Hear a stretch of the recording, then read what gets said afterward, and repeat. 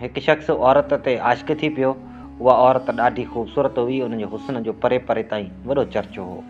उहो शख़्स हर वक़्तु उनखे तकींदो रहंदो हो ऐं मौक़े जे तलाश में हो। उहा औरत हसीन हुअण सां गॾोगॾु हिकु परहेज़गार ऐं नेक सीरत औरत हुई। हिकु ॾींहुं औरत कंहिं कम जी वजह सां कंहिं काफ़िले सां गॾु कलंदर ॾांहुं रवानी थी। उहो शख़्स बि उन काफ़िले सां गॾु निकिरी पियो। उते पैदा त राति थी चुकी हुई। सभिनी उते कैंपूं लॻायूं। जॾहिं सभु माण्हू सुम्ही पिया, उहो शख़्स मौक़ो ॾिसी उन औरत वटि वियो ऐं चवणु लॻो, आउं तोसां शदीद मुहबत कंदो आहियां ऐं तूं मूंखे ॾाढी वणंदी आहीं। मां काफ़िले में सिर्फ़ु तुंहिंजे करे आयो आहियां। जॾहिं हिन पंहिंजी ॻाल्हि पूरी कई त औरत चयो, छा सभई माण्हू सुता पिया आहिनि?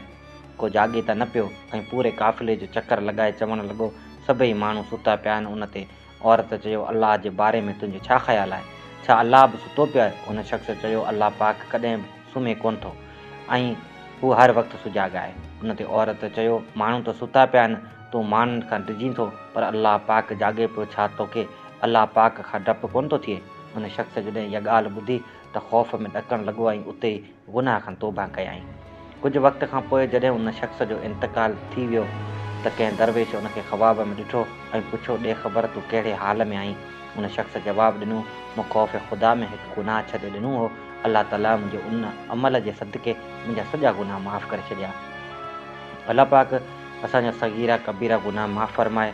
ऐं मुंहिंजा भाइरो दोस्तो, अलाह पाक जो ख़ौफ़ दिलि में ज़रूरु रखो, छो त जॾहिं अलाह जो ख़ौफ़ दिलि में हूंदो त हू असांखे ज़रूरु माफ़ु फरमाईंदो ऐं गुनाहनि खां परे रखंदो।